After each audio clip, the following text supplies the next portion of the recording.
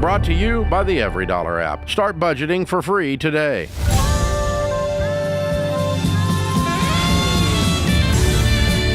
Live from the headquarters of Ramsey Solutions, it's The Ramsey Show, where we help people build wealth, do work that they love, and create actual amazing relationships. Dr. John Delony, Ramsey personality, PhD in counseling, #1 best-selling author, host of the Dr. John Delony Show, and a couple other things he does around here.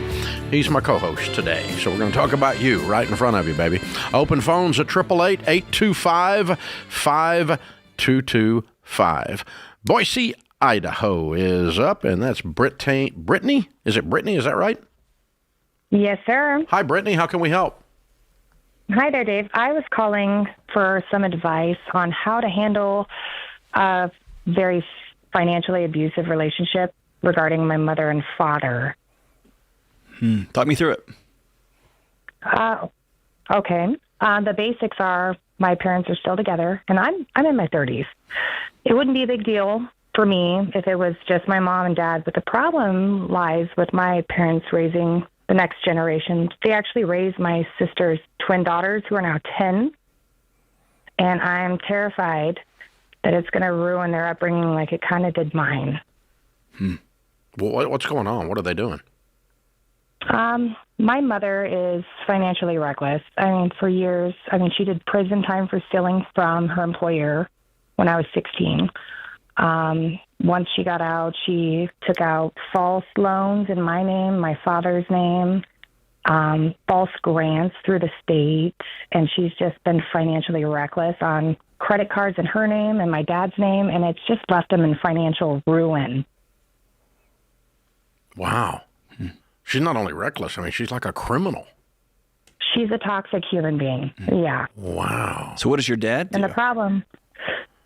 Well, once he finds out about certain things, he does have a verbal confrontation with her, but he rolls over and pees on himself, basically, and he won't stand up to her. And I think his spirit is just so beat that he won't stand up for himself at all. And I'm just left here as the auntie who's trying to make sure that her nieces don't go through the same situation that I went through as a child. So you experienced all of these things as a child because she was doing the exact same behavior and he was doing the same behavior. You talked about that twice. How do you think it affected you? Because you sound pretty adjusted to me. Oh, well, thank you. I'm not saying it didn't hurt. I'm not saying it wasn't a problem. But lots of therapy. There you go. Was it lots of therapy? Is that what did it? Therapy helped a lot, removing myself from the toxic situation. My mom kicked me out when I was 17. Okay. Right after she got out of prison, because there was a fight between us on, the vehicle situation after she got out. So I had to grow up real fast. I raised my younger sister for the last 4 years of her life. How does somebody with a criminal record get custody over 2 7-year-olds? Because it was over 10 years after the fact. So after 10 years, their felony is erased or expunged from their record after 7, I believe.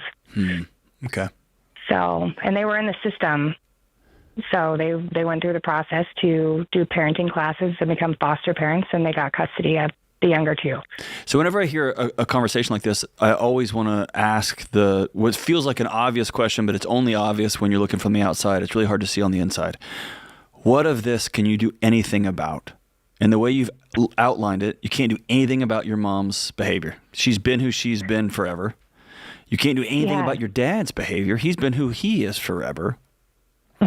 And the state has awarded these children. Right. So what can you actually control here? I guess you could sue for custody if you want to take the 2 girls, or you can have this big, I call it like a William Wallace type speech to your dad, and maybe you'll get through to him, which I can tell you right now you won't. And so I'm wondering, no, I've already done that. There you go, right? So what are you looking for? What are you hoping happens? Maybe some advice on how to proceed, because I know my mom's a lost cause for me. Given our history, we don't talk. Too. We're not on speaking terms. Your dad is too. He's made it. That's, I guess, the tough pill. It is. Behavior is a language, and he's told you for the last 20 years he's not interested in your advice or wisdom. And that's really hard to hear, I know. And I'm saying it kind of callously and direct, but he doesn't care what you have to say. No, he doesn't. It never affects his actions. And I've convinced him 2 or 3 times to leave her. And he's always on board. And I have a big house with a basement that him and the girls can move in with me because I have a 10-year-old too. I mean, I have 4 kids. And we have plenty of space for them. And I'm like, Dad, just get away. Just get away. Every time you do this just damages you. It damages your soul. It damages your spirit. It's affecting those girls. And you're teaching them and conditioning them that this is okay behavior. And it's not. And it took me years to figure that out myself. Yeah. So I don't know if I should just wash my dad off and be like, Daddy, I love you. You're my favorite person in the whole world, but I cannot. I don't know that you wash him. I don't know that you wash him. I don't know that you wash your hands of him. He's still your dad, but he is. He's my favorite human being. You in the might entire quit trying world. to fix him. Yeah, you live in reality. Yeah. So I guess that's what I was asking for, is just maybe a secondary opinion on looking at this from the outside and telling me I'm doing everything I can the right way, and there's no fixing them because they don't want to be fixed. Exactly. There you go. And that's really one of tough. the hardest things in adulthood is that other adults are allowed to misbehave, and you can't make them not. If they called here, I can hang up on them and move on to the next one. But but I can't make them. I can't make them go on and do it. Right? Yeah, exactly. I wish they would, because I know what would happen if they did change, and I know that this can be fixed. I know that the power of God in their life, for instance, could intersect either your mom, dad, or both, and in a matter of months, I've seen people change their whole households. And then they seek out the therapy to finish the work, and they do all the stuff they need to do. But my grandmother used to say, those convinced against their will are of the same opinion still. And so that you're just barking at a brick wall is what you're telling us. I mean, so I think you pray for them. And I think if you ever think of someone that might speak into their life that they might listen to, because it's not you, that you send that person over there. If there's an uncle or a cousin or someone that they admire or a pastor that they say they like, have them speak into it, because maybe they have a foothold, maybe they have a toehold of credibility. But and you might write your father a letter, and just call it my last letter, right? And I'm still going to love you. I just need you to see in writing, you always have an open door at my house. Yeah. And maybe when you start talking and start lecturing him, he shuts you off like he shuts off his wife. That's just his default setting. But maybe around the glow of the refrigerator at 11 o'clock at night when all the other lights are off in the house, he reads that letter and he exhales and says, I'm going to go. I wish that would happen. I know. And are you guys saying that married? I should reach out to? I am married. I'm happily married. Yes, sir. So have you and your husband talked about taking in the 2 girls? Is that a possibility? I was married before when they were born to my ex-husband, and having a new baby ourselves, he refused to let me take the twins in because they were drug addicted. They were in the NICU. And he refused to let me take them in. But what I did is I raised them in the form of daycare until they went to kindergarten. Okay, but what about right now?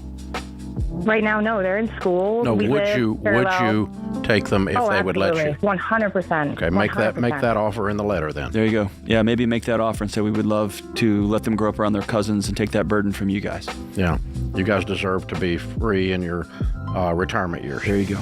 And that'd be an interesting thing to see happen. But yeah, I think you're right. You just got to lay it out there. Yeah, it's heartbreaking, man. It's heartbreaking. We don't do grief well in this culture.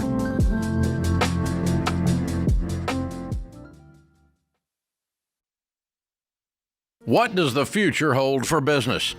Ask 9 experts and you'll get 10 different answers. Economic growth or a recession? Business taxes will go up or down. AI will help us work, or it will replace us all. But there's no such thing as a crystal ball. That's why more than 40,000 businesses have future-proofed themselves with NetSuite by Oracle, the #1 cloud enterprise resource planning system. Ramsey Solutions uses NetSuite, and you should too. Whether your company's earning millions or even hundreds of millions, NetSuite helps you respond to immediate challenges and seize your biggest opportunities. With one unified business management suite, there's only one source of truth for the visibility and control you need to make quick decisions. NetSuite's real-time insights and forecasting help you see into the future with actionable data. And when you're closing the books in days, not weeks, you can spend less time looking backward and more time focusing on what's next. And speaking of what's next, download the CFO's Guide to AI and Machine Learning at netsuite.com/Ramsey. It's free at netsuite.com/Ramsey.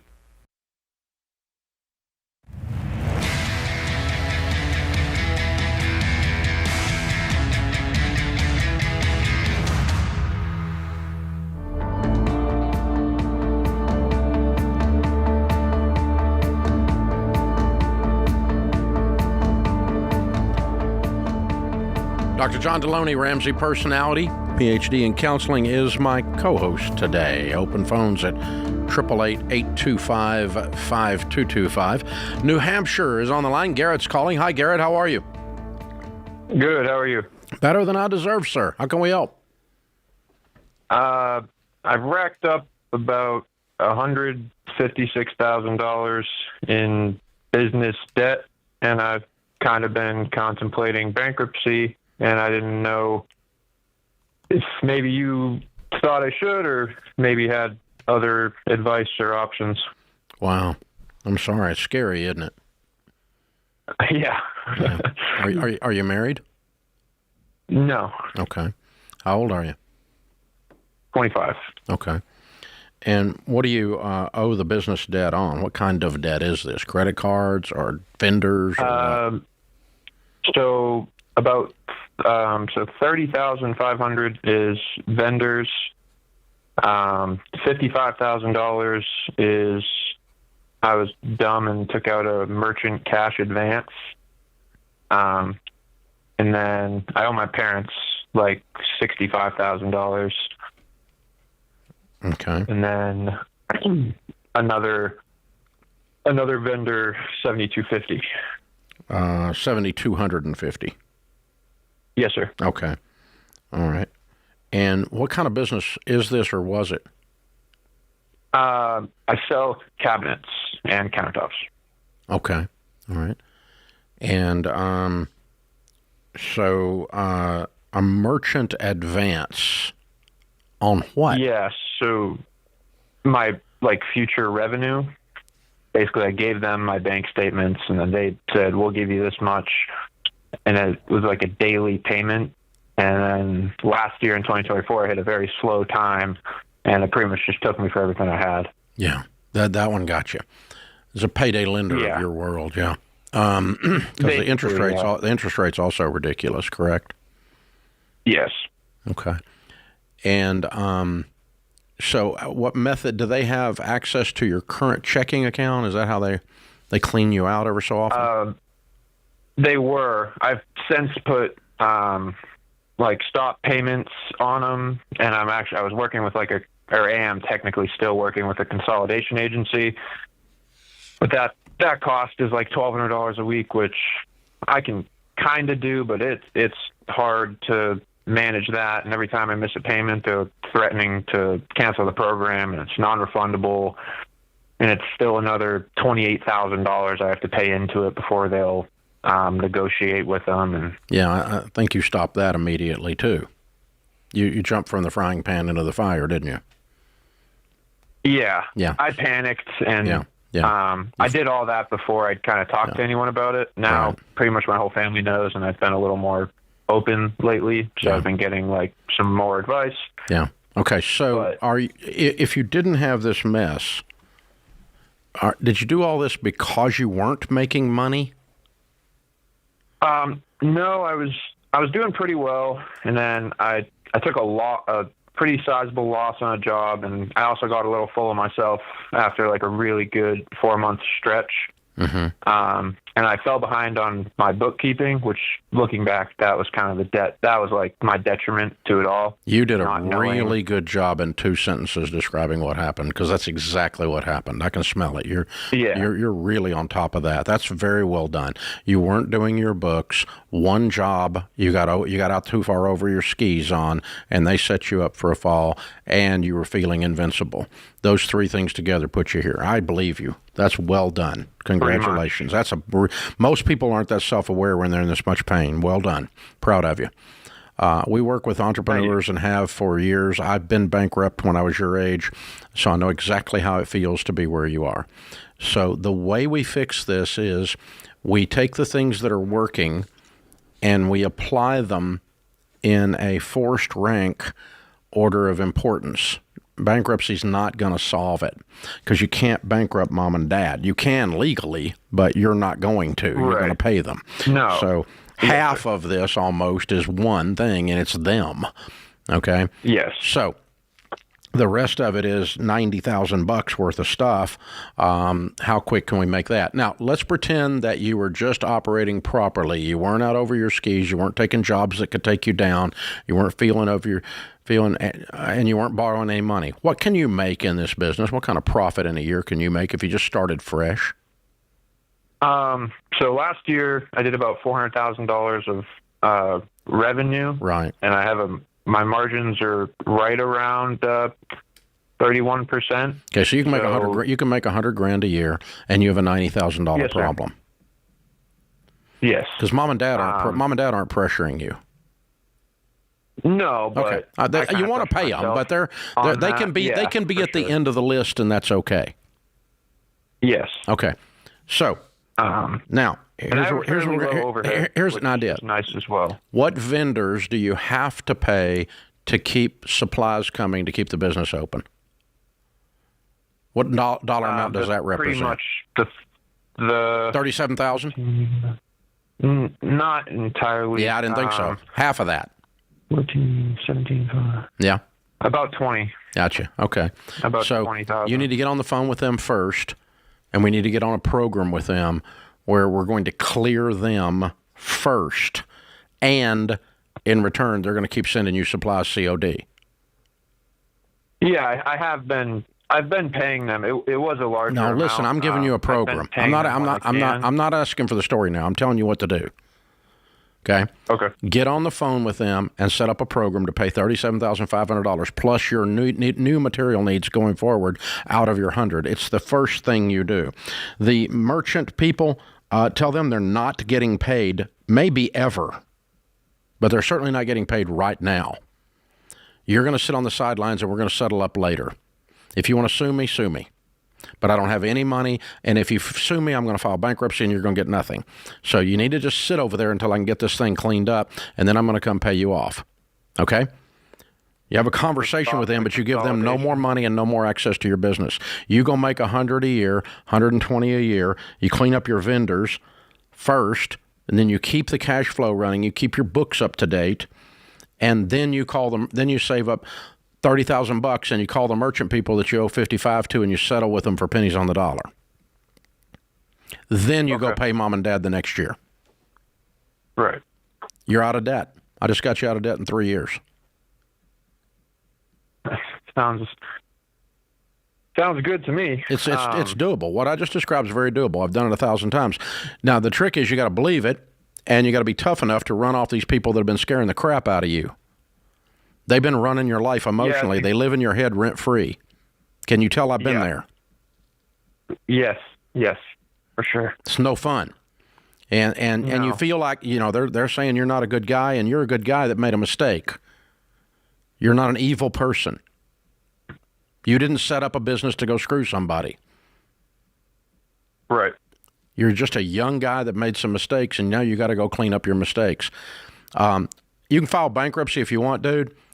But you're still going to have to pay your parents, and you did all of it over $90,000 that I just settled for somewhere around $50,000. And you shouldn't file bankruptcy when you have the ability to make $120,000 a year. Not morally, but I mean mechanically, shouldn't file bankruptcy when you got the ability to make $120,000 a year and $50,000 cleans up your mess. Because you're going to pay the $37,000. You're going to pay the $37,000 worth of vendors because you got to keep them in your life. The other people you're going to settle for 50 cents on the dollar, and then you're going to call mom and dad and pay them as quick as you can, and never borrow money again from anyone, not even your parents. Have you learned your lesson? Yes. Yeah. You can do this, Garrett. You can really do this. I promise you can. Isn't that cool? Yeah, it's the master class on when we get scared, man. We go to fight or flight. We stop thinking, and sometimes it just takes someone to Yeah. Sit down and say, hey, here's a plan. Here's the forest. Here's the trees. Yeah. Yeah. Don't burn everything down. I'm lost in the woods. We don't have to burn the forest. Yeah, that's exactly right. Just got to cut that 2 trees over there, and then we can get out. And then, but you got to keep walking. Yeah, just keep moving, keep moving, keep moving. And the good news about this guy is he's really smart because he quickly self-analyzed. Very unusual. Very unusual. This is The Ramsey Show.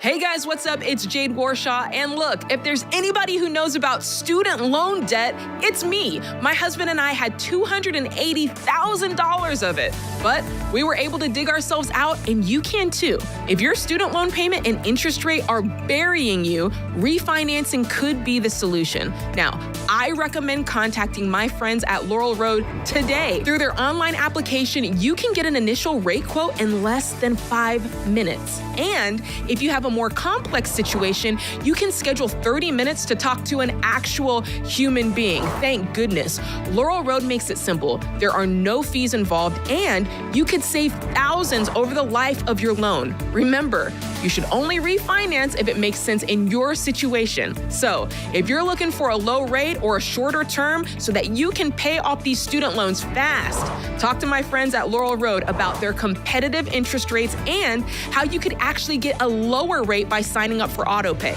Listen, nobody's coming to save you from your student loan debt. If you want it gone, you can't mess around. Go to laurelroad.com/Ramsey to find out more about student loan refinancing. Again, that's laurelroad.com/Ramsey.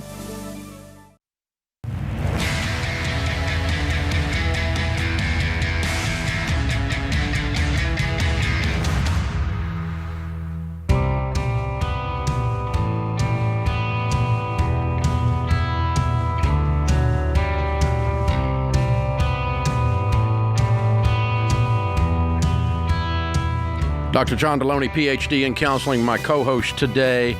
Jumping out on the microphone to join us for a segment, my friend Jefferson Fisher, and John's longtime friend, Jefferson Fisher.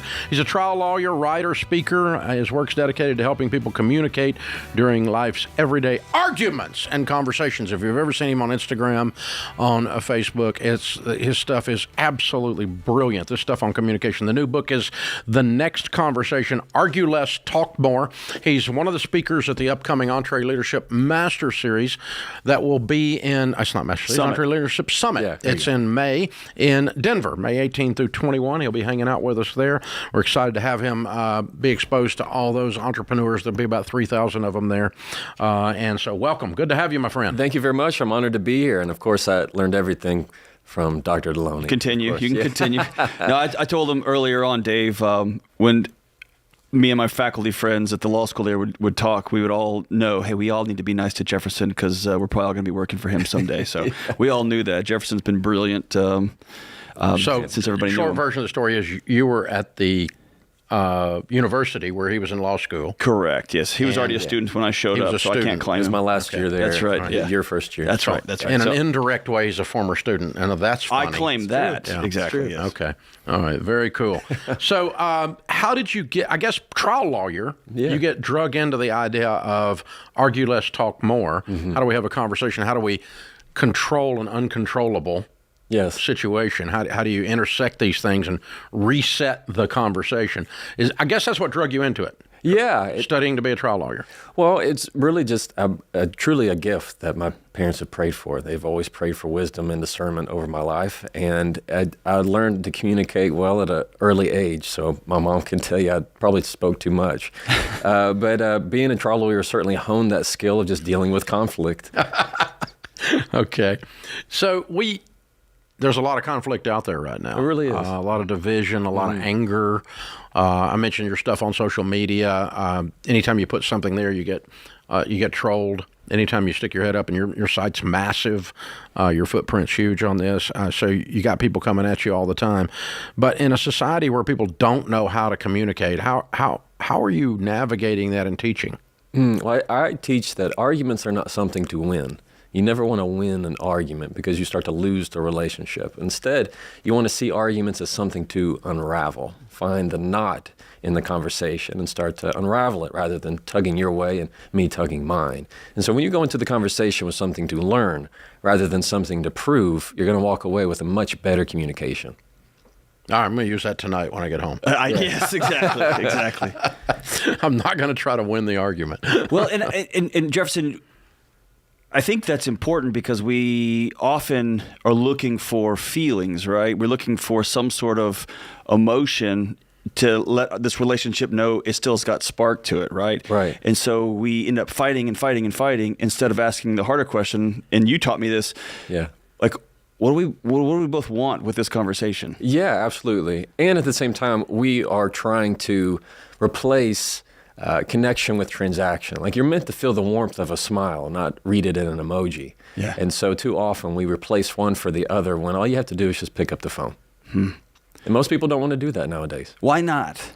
I think it's much easier to stay safe and not feel like you can be direct or aggressive or say what you need to say. You'd much rather kind of stand in the back. But if you really want to level up your life, you have to practice the skill of disappointing people. You have to practice the skill of being direct and saying what you need to say. You can still be kind. You can still show grace. But at the same time, to avoid clarity is to create confusion. We say around here to be with our team, being unclear with a team is to be unkind. Yes. Yeah, Because really in is. the name of being Southern and nice, we're passive-aggressive and we don't deal with it. And bless his heart. Yeah.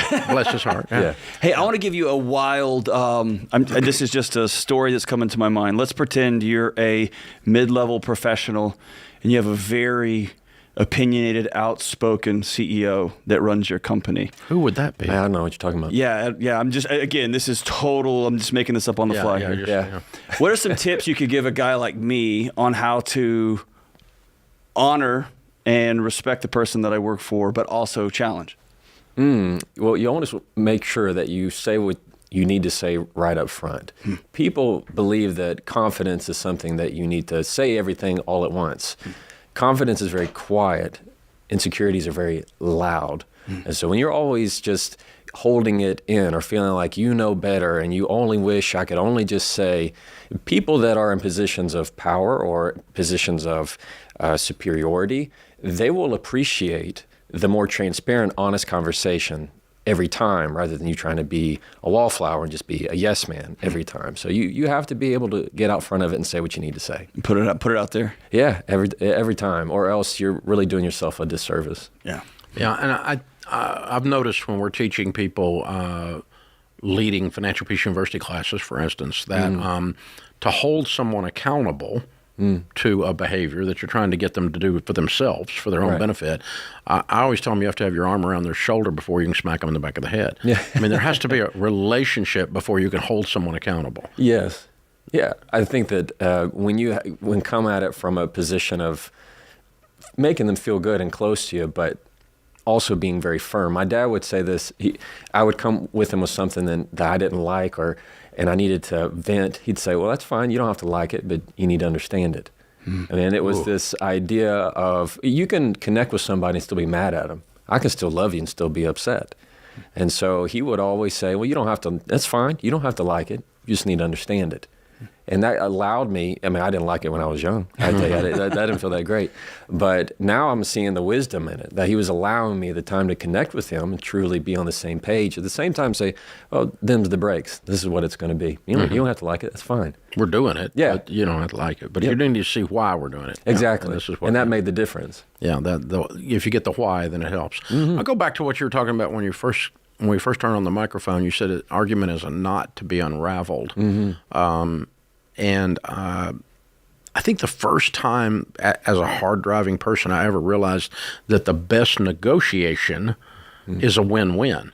Yeah. And so trying to find out what the other side needs to win, and there's a similarity to that, I think, the win-win negotiating versus win-lose negotiating to what you're talking about. Yeah, I like to teach that when you set out to win an argument, you begin to lose the relationship. So if you and I were in an argument, and as intelligent people do, we like to send that zinger, that thing that's really going to make the point hit home and zing and hurt them. Congrats, what have you done?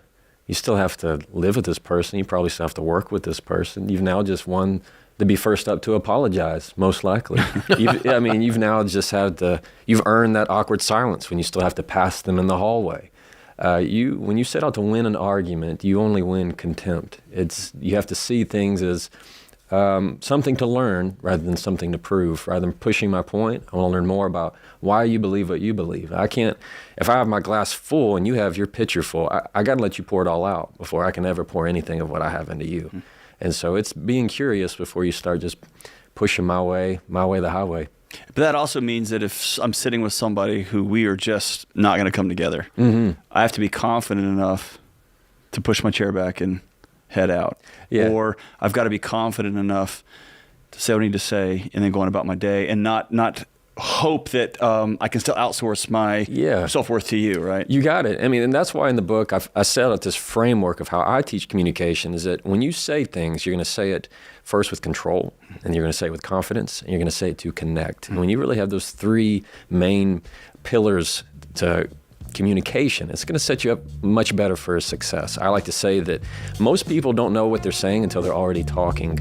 And so what this book allows them to do is have a GPS and point true north. I love it, man. The new book is The Next Conversation. Argue less, talk more. You can follow him on @JeffersonFisher on Instagram, and you should. You'll be entertained and educated simultaneously. Good to have you, my friend. Thank you for having me. Welcome to Ramsey. Look forward to having you at Summit. Thank you.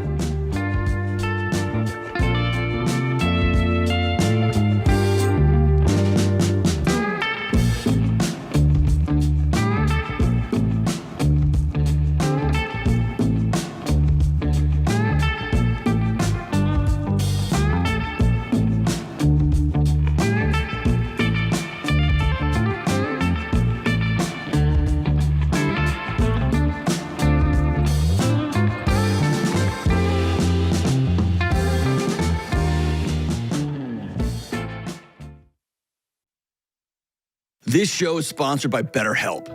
You've probably heard people talk about different kinds of flags in friendships and romantic relationships. Red flags, green flags, beige flags. Listen, it can be helpful to look for patterns or unsafe behaviors in potential relationships, but all those labels can distract from what's really important: your values, and whether you and your potential partner are willing to wake up every day and choose to honor each other's values. And look, I know it can be tough sometimes to even know what's important to you in a relationship. Therapy can help you figure out what your values actually are and decide your boundaries and your non-negotiables. And if you're thinking about starting therapy, try BetterHelp. BetterHelp is 100% online therapy that works with your schedule. To get started, just fill out a short online survey to get matched with a licensed therapist. If it's not the right fit, you can switch therapists at any time for no extra cost. So whether you're dating, married, building a friendship, or working on yourself, do it with help from BetterHelp. Visit BetterHelp.com/Ramsey Radio to get 10% off your first month. That's BetterHelp, HELP.com/Ramsey Radio.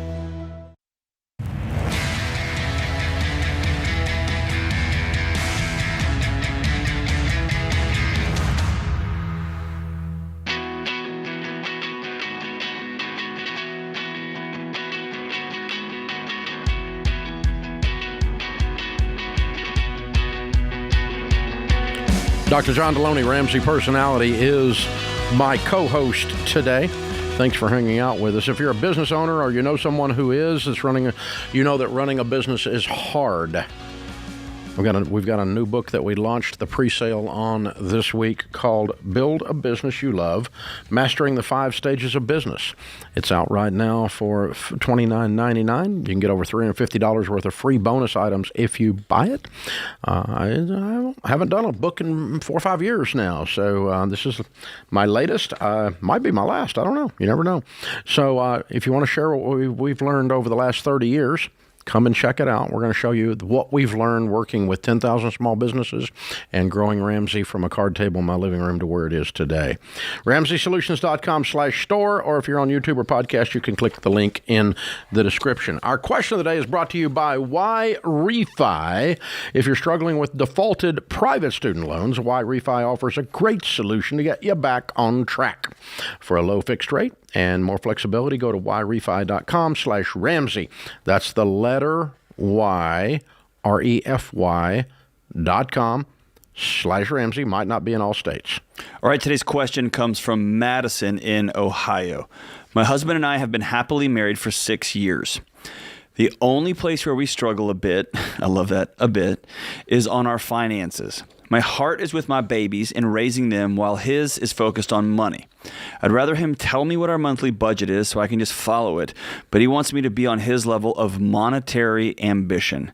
We have no debt, save roughly $1,000 a month, and we have $25,000 in savings. If I'm not negatively impacting his goals, then why is it bad that money doesn't excite me like it does him? I feel like finances is his thing and raising our family is mine. I'll support anything he wants, but I don't want to lose myself in his ambition. I think they've got more than a bit of a struggle here. Yeah. Yeah, this is a bigger challenge going on, man. Yeah.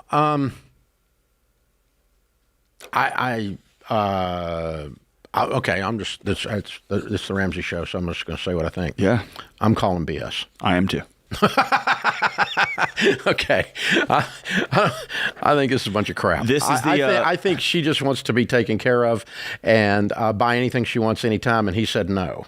This feels like, in counseling, they call it the one down position. It's like when somebody's mom goes, oh, that's okay. I don't want to eat there, but I'll just eat the napkins in the glove box. I'll be fine. That's that. We're not going to buy me a dress. I'll just use the drapes. Right. I don't want to get my fingers dirty, my hands dirty with the money stuff. Yeah, the money stuff. I'm the mom. Right. Oh, brother, you're killing me here. Okay, now there is some truth to this, and there's a bunch of bull to it too. But the truth is that you're the free spirit. You're not concerned about spreadsheets, and that's fine.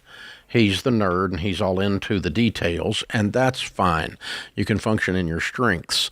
But what you've done here is you spent the entire email making him the evil bad guy that's all money hungry, and you're the sweet person that loves little children.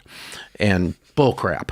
Yeah, if you want to take care of your kids, you got to have money to take care of your kids. Your kids like food. Yeah. And dry diapers and college degrees and whatever. So you got to do both. So being a grown-up mom involves being an adult woman that is raising children, involves having enough say and enough involvement in the budget and in where our money is going that I get a vote and I'm in agreement and we're aligned on where we're going.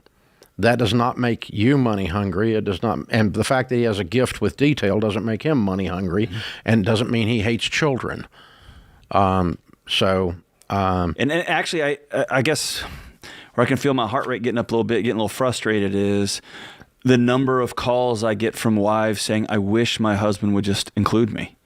And I have somebody here, and now he's speaking spreadsheet, which if he was here, I'd bonk him on the head and say, bro, lead with your heart first and do spreadsheet second. But this is somebody that sounds like they're trying to connect and trying to bring mom in, bring his wife in on the finances and the money, and here's where we're headed, here's what we're going to buy. And she's kind of beating him up for it. And based on this little paragraph here, I honor the fact that he's trying to connect with you, even though you keep saying, I don't want anything to do with the money part. I just want to do the mom part. Yeah. I don't want anything to do with evil money. Yeah. I just want to be the sweet mom. And that really drips off of here, and it's insincere. Yeah. You want something to do with evil money if the rent isn't being paid.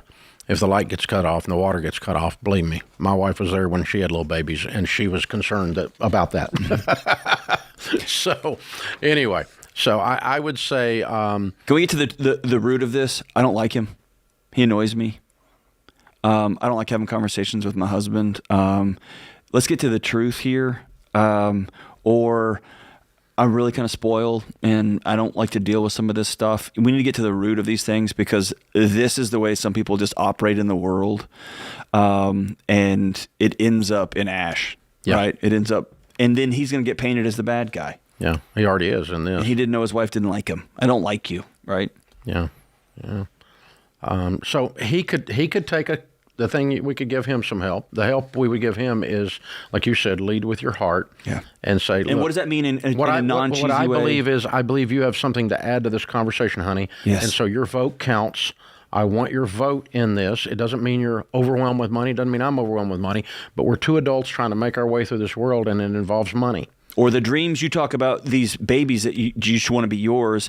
You've said, I want them to drive this kind of car, go this kind of college. Well, that takes us planning right now for that to happen down the road. Let's talk about what we're not going to do so that we can do. That's right. Let's dream about it together. Let's make that decision together. You're way too smart to be a kept woman. Right. And he needs to lead with that rather than, we're going to save $1,000 a month and here's a spreadsheet. That's which right. He probably is doing a little bit of that. Of course he is, yeah. And the other side of it is, hey, these are my kids too. I want to be a dad. Yeah. You don't get to just do the kids and I do the math. I want to be involved with the kids. And if he's not, Madison, then sit down and say, your kids need a dad more than they need a spreadsheet right now. They need you to talk to them, hang out with them, go do whatever dads do in this house. But so ultimately, this first line, been happily married. I think things are not as great as they seem. Let's be honest with each other and go from there. Yeah, we're married. Yeah. And sometimes it's happy. All right, Cale is in Edmonton, Canada. Hi, Cale. How are you? Hey, good, Dave. How are you doing? Better than we deserve. What's up? It's an absolute pleasure to even speak to you, to be honest. I'm shaking a bit and calling in lots. Biggest thing for me, love the book, read Baby Steps. I have a small business, and I'm really torn between personal debt, business savings, and what to do. There's no perfect plot for everybody, and I'm worried about retirement. I got a young, small family. Mm-hmm. Okay, yeah. Well, in the business, you need to set aside a percentage to grow your retained earnings in the business, a percentage of your profit each month. Yes. Beyond that, you bring, and you need to set aside the money to do the next thing. If you're going to be buying a piece of equipment, you set aside the money to do that. Beyond that, you need to take the money home and attack the debt. Okay. And so you need to give every dollar a name in the business. The business, okay, this much is going to retain earnings, and I got to set aside $10,000 over the next 12 months to buy this piece of equipment. Or I'm making up something there, but I'm saying that's $800 a month. So I got to set aside $800 a month to buy a piece of equipment, and that's $10,000 in 12 months. And then everything else is coming home, and I'm going to work on the budget with it. Everything else is coming home, and we're going to attack the debt with it. So there is a perfect plan. It's just a detailed system. And then if you're not saving for a piece of equipment, that's $800 more you're bringing home. Would you pay yourself? Your mic's off. Would you pay yourself a quote unquote higher salary if you have personal debt and a small business that's kind of crushing right now? It's not a salary. I mean, I just take everything home that the business didn't need. Okay, that's what I mean. All of it. Okay. I just bring all of it home, whether it's a salary, whether it's bonuses, whatever you want. Whatever it is. Whatever we dump it all towards my personal debt. I'm taking everything out of the business, other than what I'm setting aside for retained earnings, and other than what I'm setting aside for this marketing program or this piece of equipment. And that's the line item in the budget of the business. But then the profit below that all comes home. Yeah, it's not a vague thing. When you make it a vague thing is when it feels like, my thing's different. Your thing's not different. Write it down. This is The Ramsey Show.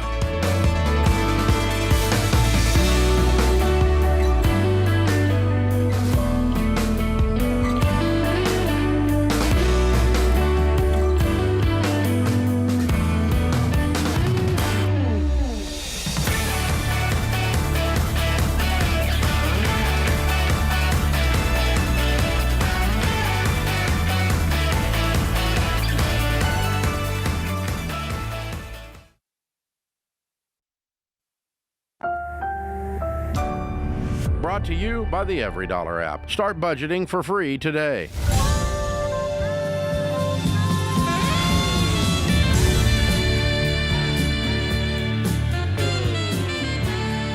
Live from the headquarters of Ramsey Solutions, it's The Ramsey Show, where we help people build wealth, do work that they love, and create actual amazing relationships. This is a Baby Steps Millionaires theme hour. If you've never been with us when we did one of these, Dr. John Delony and I are going to take calls from real millionaires, regardless of how they became a millionaire. Because I have found millionaires all over America for the past 30 years, and I found a whole bunch of them in the last decade that I helped create, showing people what to do. And they went and did the stuff we teach. That would be the baby steps. So whether you followed the baby steps, whether you won the lottery, or whether you got an inheritance, however you became a millionaire, we want to hear your story. But that's all we're going to talk to today is real millionaires, not people on Instagram with an opinion. Because my pastor used to say a man with an experience is not at the mercy of a man with an opinion. So we're going to really talk to real millionaires. Now, let's help you with that. What is a millionaire? Because some people are confused about this. It is not $1 million a year income. It's $1 million net worth. When people say net worth millionaire, that's redundant. That's like saying, black, white, whatever. I mean, it's redundant. It's a net. All millionaires are net worth millionaires. It's the only type of millionaire there is. It's an accounting function. What you own, your assets, minus what you owe, your liabilities, is your net worth. Your house is included. Anything you own that is of value is included. Now, some of it are higher quality items than others in terms of financial instruments. Doesn't matter. You don't have to be a cash millionaire. You don't have to be a real estate millionaire. Just what you own minus what you owe. When that equals $1 million, you are by definition a millionaire. Well, it's not enough. It's not. I'm not asking that question. We're just asking, do you have a net worth of $1 million? Well, no one should have that. Well, that's a different discussion. Well, you can't make it on that. That's a different discussion. That doesn't, these don't convolute this. This is simple. Do you have $1 million net worth? If you do, you're one of about 26 million Americans. And the rest of them are saying, I'd like to build a level of wealth heading in that direction so that I can be stable, sustainable, have a great life, change my family tree, and so on. Is that rich anymore? Well, in 1920, it was rich. In 2020, 2025, it's not that rich. But it's richer than most people. So shut up. They got there. So we're going to talk to real millionaires today and ask them how they did it so that you, if you're not one, can learn something from the ones that actually did it, and you can head that direction. Nicole and Dan are in Stamford, Connecticut. And hey, guys, what's your net worth? Hey, Dave. We have a net worth of about $6.3 million. Good for you. Break that down a little bit by category. How much in real estate and retirement and so on? Sure. So we have about $100,000 in cash, which includes our emergency fund. Mm-hmm. We have retirement funds that are worth about $2.8 million. Mm-hmm. We have mutual funds, which includes a college fund for our son and a small charitable trust that we recently started. That's worth about $500,000. Mm-hmm. We have paid for real estate, including rental property, worth about 2.3, depending on how you measure it. Mm-hmm. We have some passive business investments worth about $500,000, and then other assets, a couple of cars and some collections and things that make up the rest. Good for you. How old are you guys? Well, I'm 54. Mm-hmm. And I'm 42. Okay, cool. Very cool. How much of this 6.3 did you inherit? We inherited about $70,000 from my parents when they passed away about 4 or 5 years ago. So you were already millionaires. Yes, we were. Okay. All right. And what's your best year working income household and your worst year? So our best year, we were a little north of $1 million. Our worst year is probably right now. Neither one of us is working at the moment. Dan was diagnosed with cancer a few months ago, so we decided that we had the ability to step back and focus on that and focus on each other. So we did. Good for you. But I'd say, our entry level, my entry level was probably around $30,000 a year, and Dan's was about 40. Okay. Wow. Okay. So about 70 was your startup. About 70 was where we started. What were your careers? What did y'all do? I started as an accountant and then became a consultant and ultimately, just an executive. Dan, you want to talk about your background? Yeah, I started off in the military, and then I got out. I went into manufacturing, and recently left as an executive with manufacturing firm handling supply chain. Gotcha. Okay. All right. Yeah. What do you drive right now? What kind of cars you drive? We always buy used cars. I have an F-150, and Nicole has a Honda Accord. Okay. How old's your Honda Accord, Nicole? It's a 2022. Okay. And how old's your F-150, Dan? 2020. Okay. That's not too bad. Sometimes I have to tell millionaires to go buy a car because their car sucks so bad. But y'all did okay. You got through this. I can see that.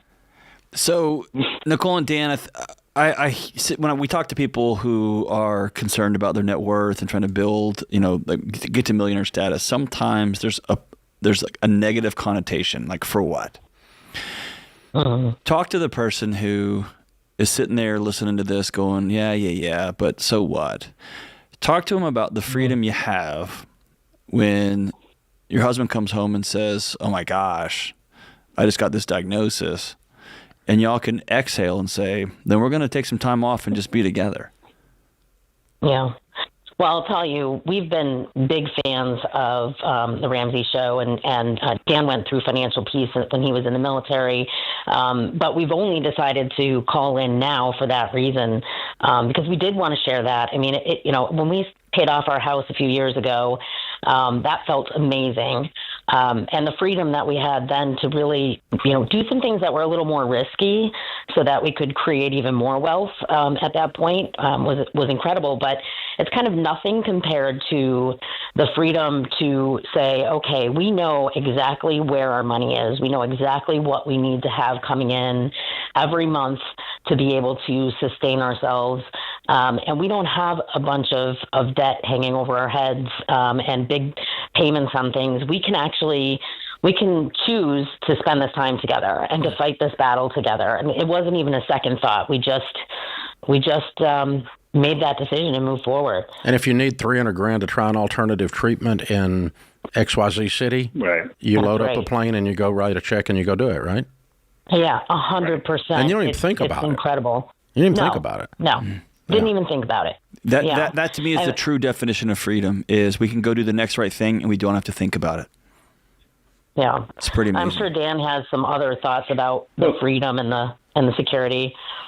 Well, it's putting the plan that you've been building and what you've been working on through these steps and everything through over the years in case something happens, right? Everybody's healthy until you're not. Right. And to be able to, take a step back and have the freedom and just really literally the peace of mind to know that I'm going to focus on my health and I'm going to go back to work eventually. I'm going to get there. But right now, for the next 4 to 6 months, I'm going to focus on this, and this is where all my energy. We're going to beat this thing. Yeah, go beat it. And I don't have to. Yeah, and I don't have to worry about, the electric bill or the mortgage. Amazing.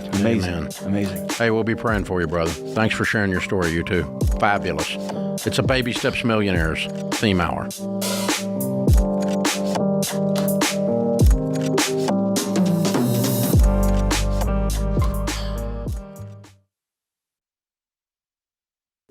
Hey, George Camel here with a not-so-fun fact.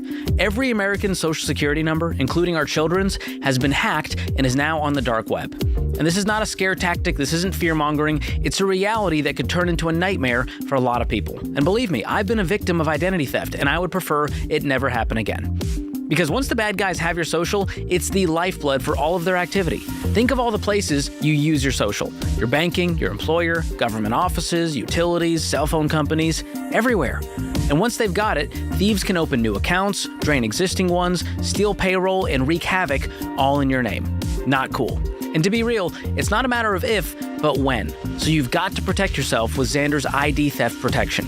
Xander has all the cyber tools to help, including home title monitoring, full recovery services if you do become a victim, and stolen funds protection.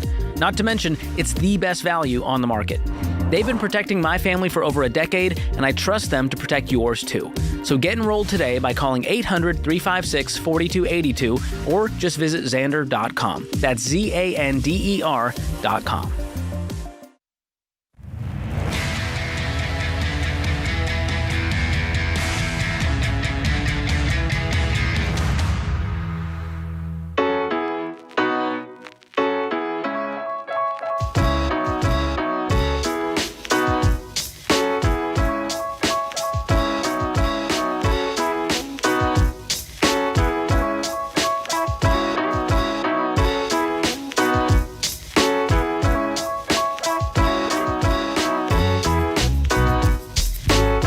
Dr. John Delony, Ramsey Personality, is my co-host.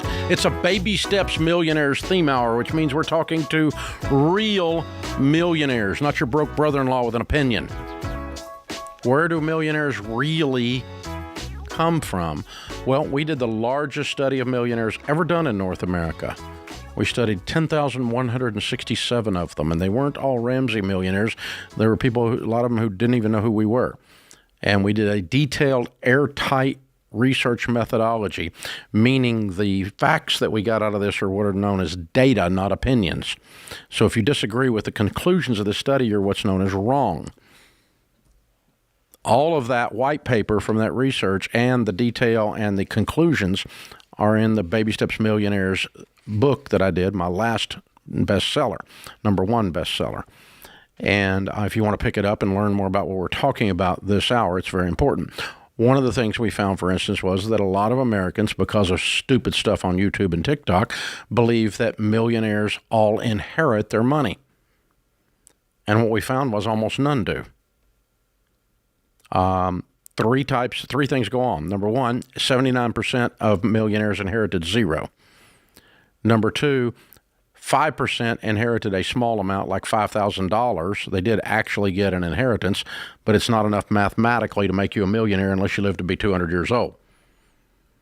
Number three, like our last caller, they got a good amount of money, in their case $70,000, but sometimes we heard $200,000 or $300,000 in inheritance after they were already millionaires. So by definition, 79 plus 5 plus 5% is 89%. Did not become millionaires because of inherited money. That's 9 out of 10.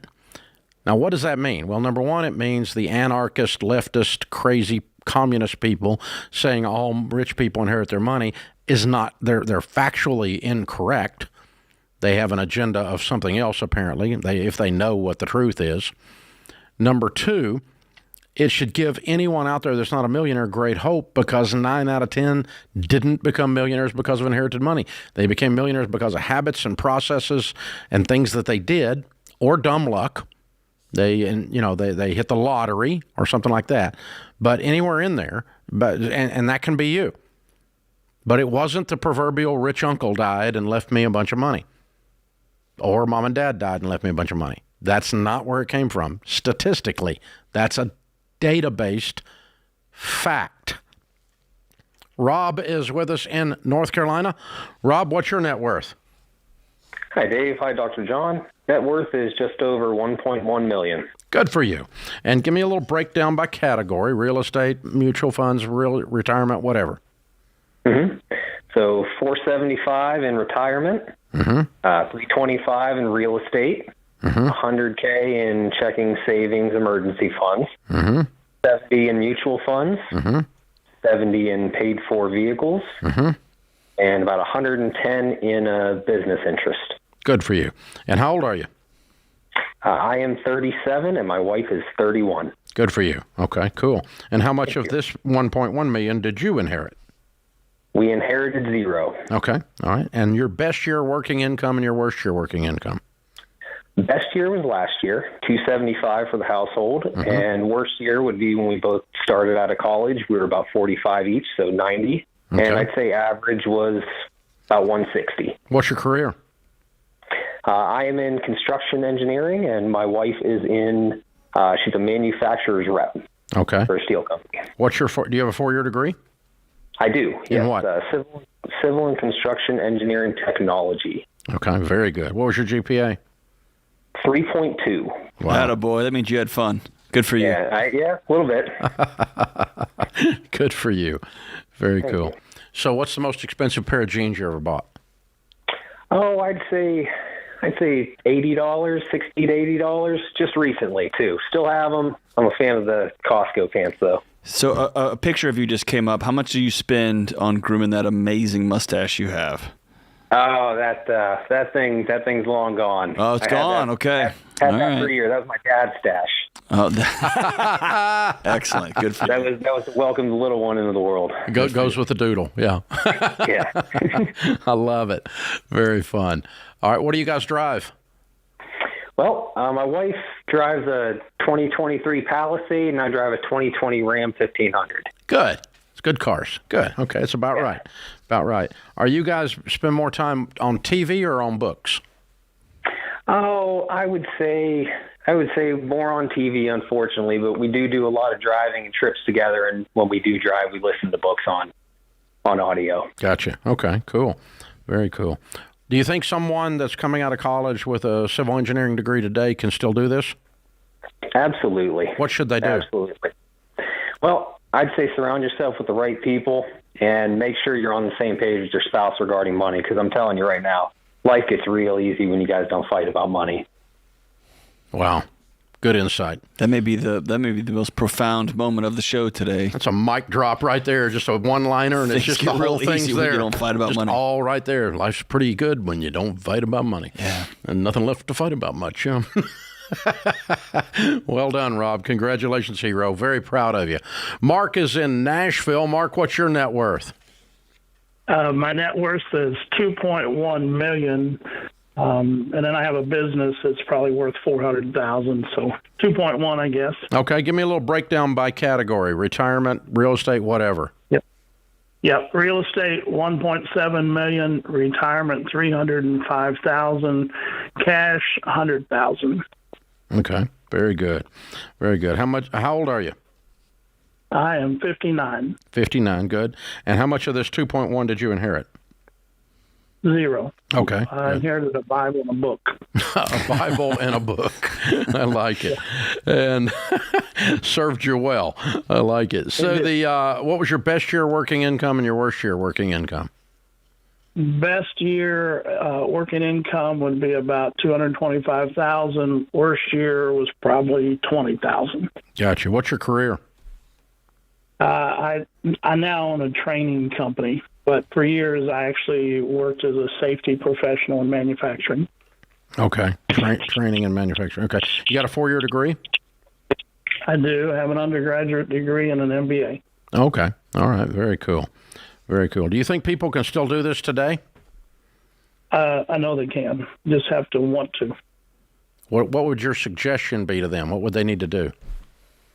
You know, what helped me was following my very strategic around following net worth, not income.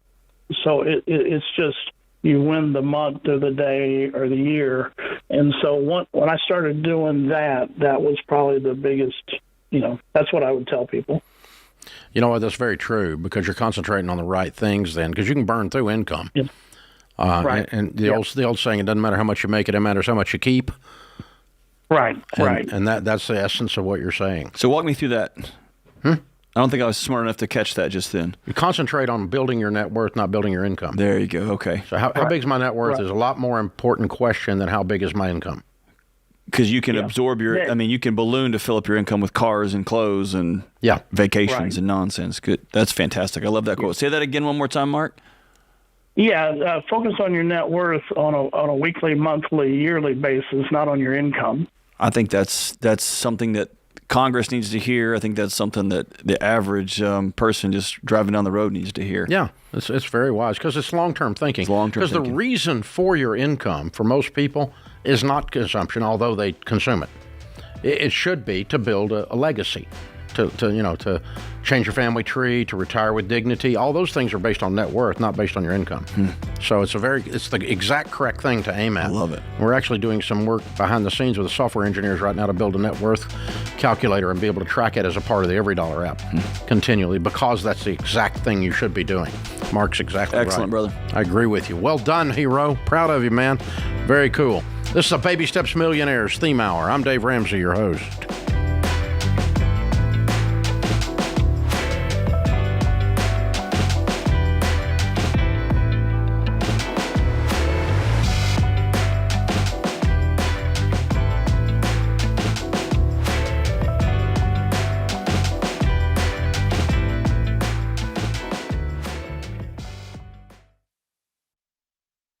There's a time in your life and the baby steps for renting, but you don't want to do it forever, because when you rent, you're still paying for a mortgage, just somebody else's. Plus, rent means instability in your budget because it always goes up, never down. So when you're ready to buy, make sure you work with a mortgage partner you can rely on. Churchill Mortgage. Churchill is Ramsey trusted to help you make the move from renting to home ownership wisely. Churchill understands that when you buy a home the Ramsey way, your mortgage payment will be a consistent, manageable part of your monthly budget. Plus, when your home is paid off, that was your largest expense. Now it's extra money in your pocket and an asset towards turning you into a baby steps millionaire. Get started on the American dream of home ownership today at churchillmortgage.com. That's churchillmortgage.com.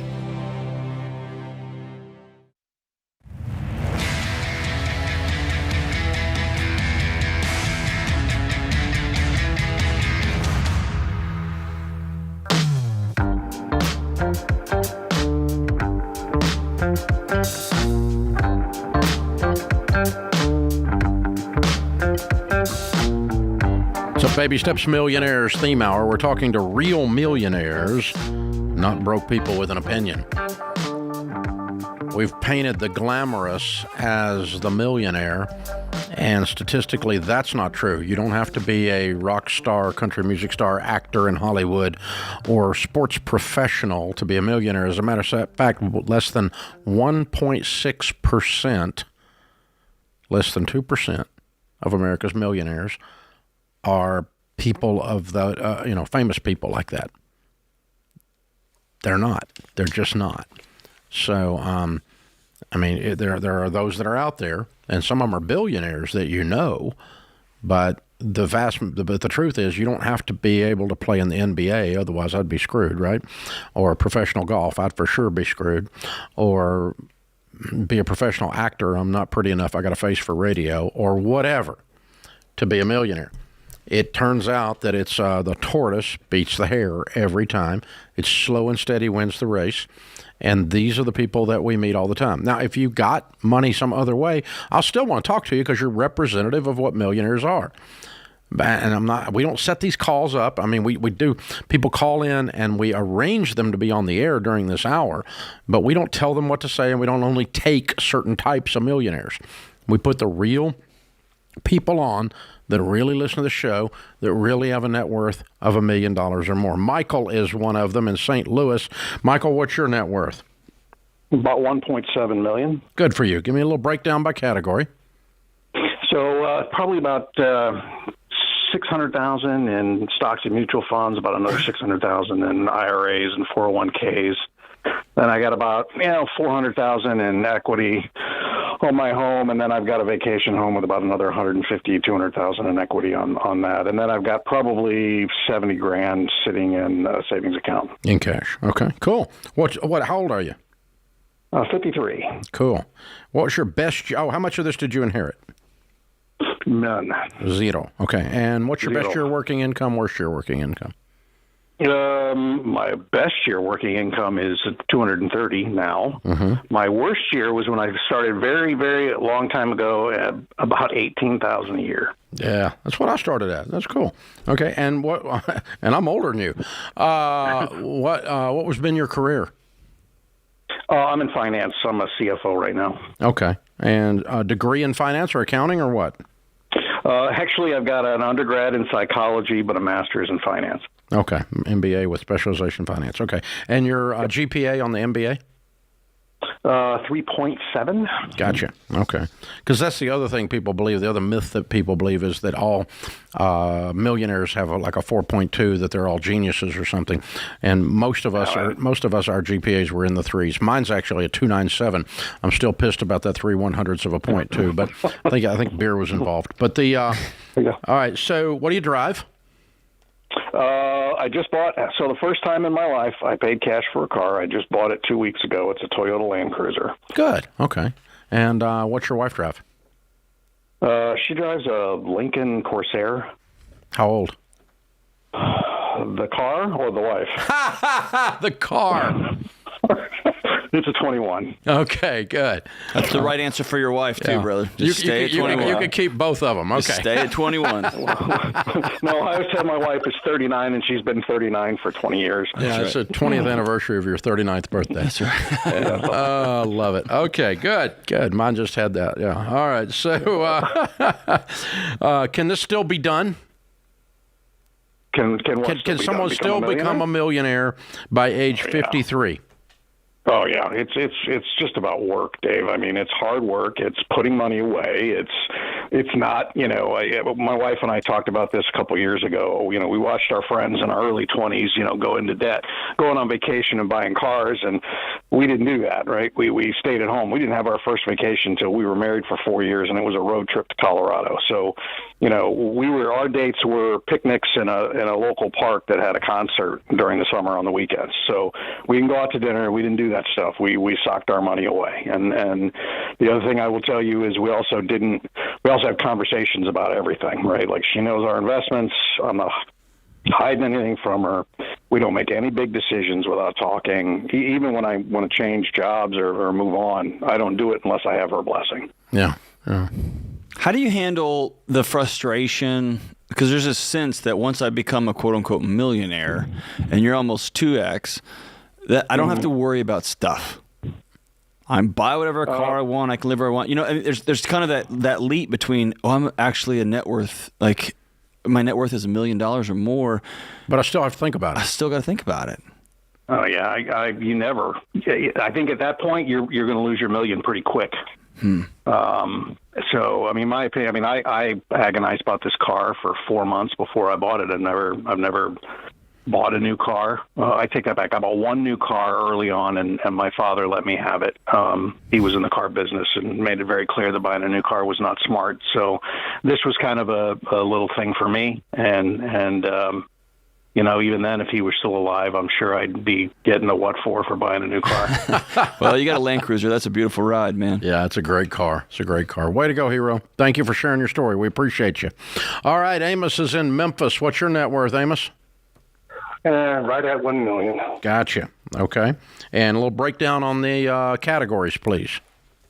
$400,000 in IRA, $100,000 in cash, $350 in property, and $150 in savings bonds.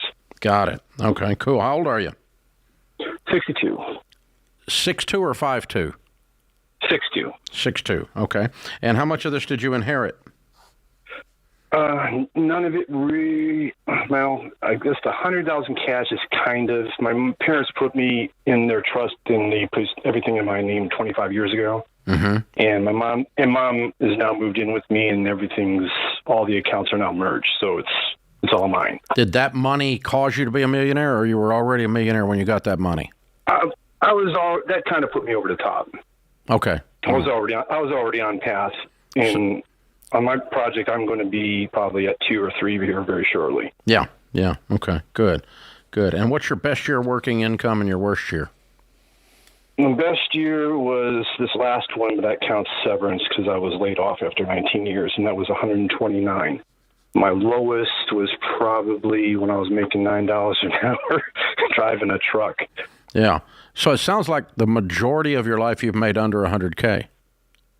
Yeah, under 50 for most of it. It was just the last 19 years. When I started this last job, I had nothing.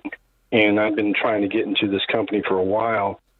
And when I got in there, I got into their 401k and put in 6 matching. And then they had an option I can increase the 1% every year. And so I set that. So every year I'm putting in more in the 401k. Yeah. And they had a pension plan. I had that. And they had stock purchase. And I got into that. Because the jump from my last job to that was almost $20,000, and we were kind of set in our budget. So I just put all the extra money towards retirement because I didn't have it started, and so. So in 19 years, you turned the whole thing around, yeah. Right. What was your career? What did you do for a living? DBA. I got an IT. Oh, okay. Very good. I went from driving trucks to driving a computer. Got it. Okay, works for me. Can people still do this today? Yeah, I like the fact that I don't know if I found anything new, but if you are getting like normal cost of living increases, is something that I learned when I was a kid. Is like you pay yourself first, And so if I get a 3% raise, I always put a 1% towards retirement, and then you don't even notice it. You just forget about it, and it just like you put it snowballs. This is a good one, yeah. Yeah, the good kind of snowball. The compound interest gets in your favor, and here we go. And just slow and steady. And John, one of the things we have learned is people set it and forget it. What he said there, you create a system where you don't have to think about it. That's right. Reduce the friction, as James Clear says. It's not some kind of strong muscular discipline.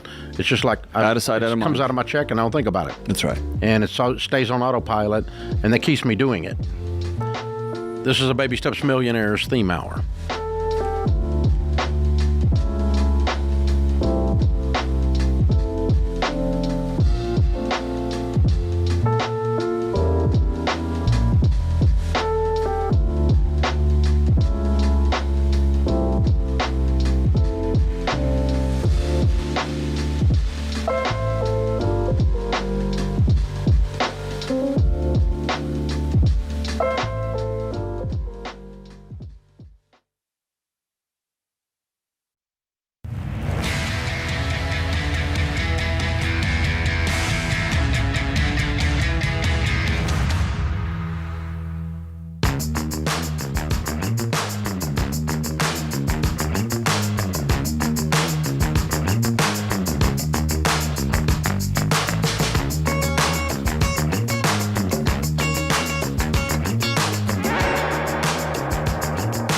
Thank you for joining us, America. This is The Ramsey Show. It's a Baby Steps Millionaires theme hour. John and I are going on the road here in a couple of months. We're going to be in 6 different cities doing the Money and Relationships Tour.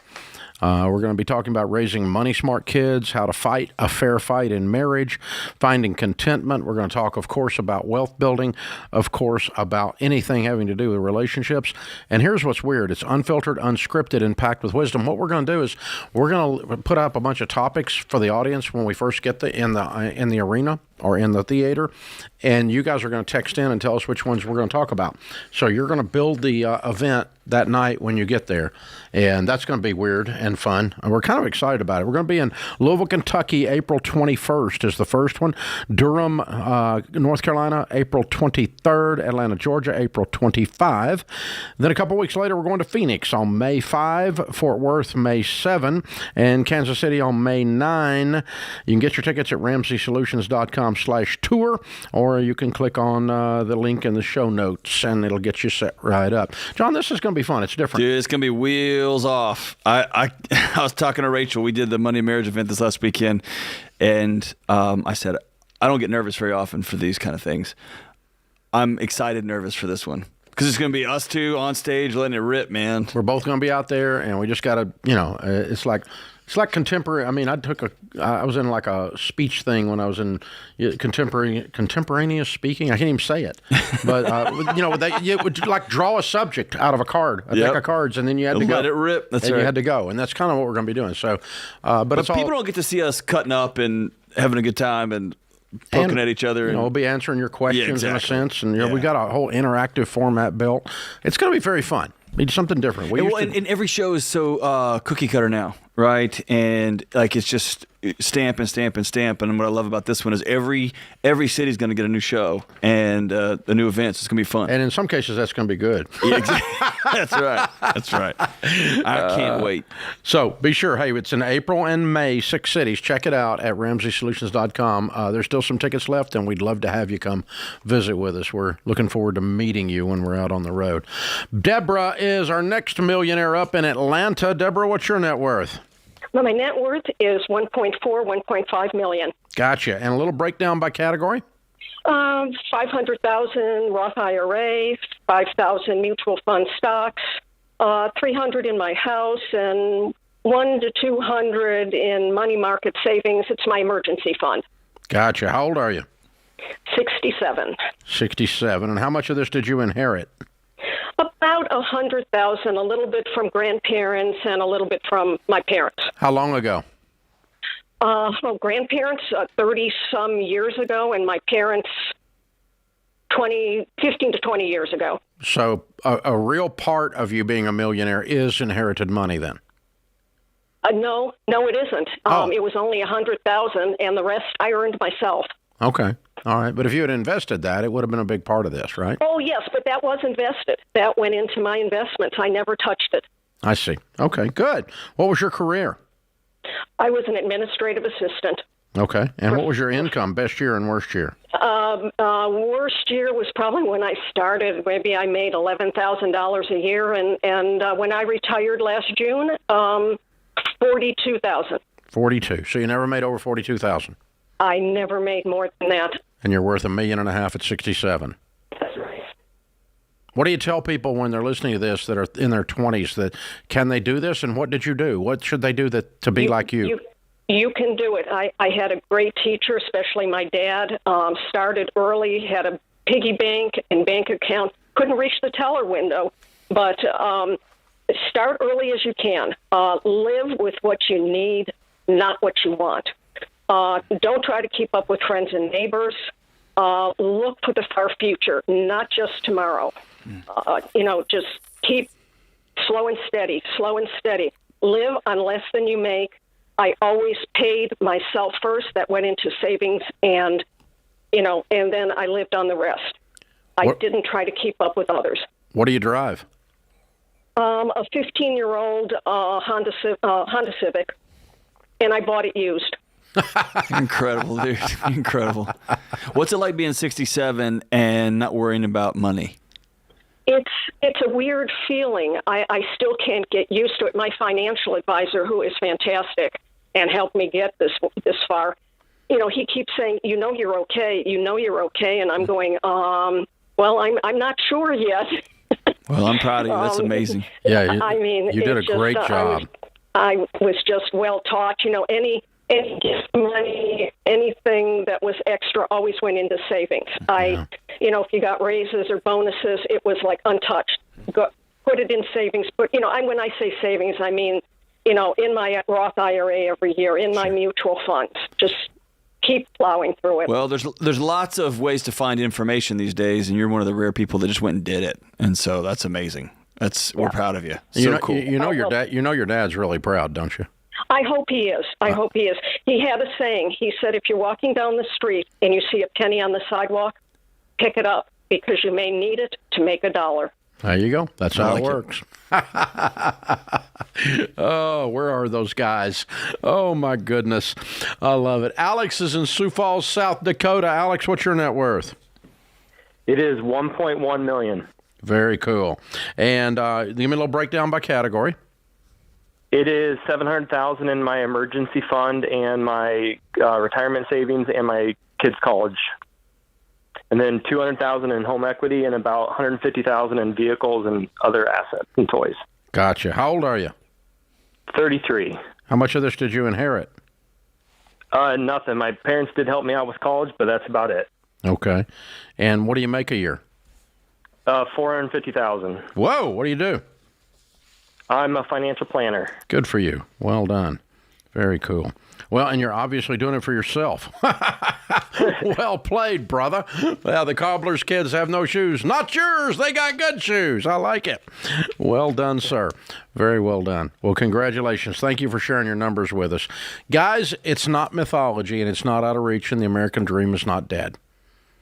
The people out there telling you, trying to steal your hope, I call them hope stealers. That's an evil, evil movement. When people tell you you can't win, you need to stay away from those kind of people. You can win. And it's not a panacea. This is not Pollyanna. It's not easy. It's not automatic, but it's very doable when you apply yourself. None of the people we talked to today were geniuses. None of them were crooks. None of them were trust fund babies. They were all people just like you. John, this can be done. Yeah, it can be done. And every single person on here has remarked about, we just did a thing and we just kept doing it. Consistency. And you look up and you're 33, you're 55, you're 67, and you're worth more than $1 million. So it's just, there's just not a hack to it, man. There's just not a hack. You gotta keep showing up and keep showing up. Live on less than you make and save some money. Whoa. I mean, that's it. I mean, it's 42 years old, 31, 59, 53, 62, 67, and 33. That was the millionaires we talked to today. They weren't 92. They didn't live in a cave and collect lint and only come out on triple coupon Thursday. They had a life. They're driving reasonable cars, which sometimes I find they're still driving cheap junk, and I need to get them to get a car. But because they've been driving cheap junk so long, that's how they got there. But, you know, it's you guys have done such a good job. This is very doable. If you want to learn more, pick up the book, Baby Steps from Millionaires. I've sold almost 1 million of those now. It's because I want to make more millionaires. And you know what makes them? It's not magic, it's hope. And that's why we do this hour, to give you guys hope and to offset the hope stealers that are saying the American dream is dead. It's impossible. You're not waiting on the White House to fix your life. What happens in your house is more important. None of these people said the president sent me money, because the president never sends you money. Well, if they do, it's a trick. Be careful. They'll come ask for it back. Yeah. Man. Wow. I love it. That puts this hour of The Ramsey Show in the books.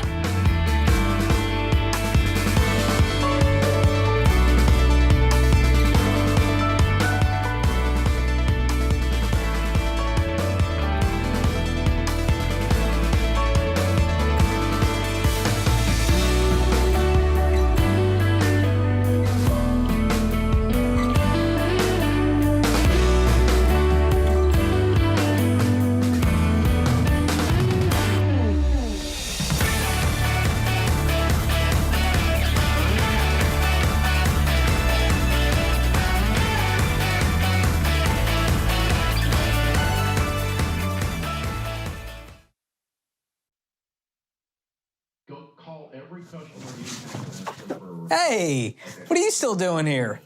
You know the rest of the show's happening on the Ramsey Network app, right? So you got to jump over there to continue watching. You can download it for free. Just go to your app store, type in Ramsey Network. It's completely free, and I'll drop a link in the show notes to make it easy for you. So if you're watching on the app, you're in luck. But if you're watching anywhere else, this show is over for you. So jump onto the app and let the fun continue. All right. Go on now. Don't make it weird. Okay, I got nowhere to go, so you need to go. Okay, bye-bye now. All right, it's getting weird over there, guys. What do we do?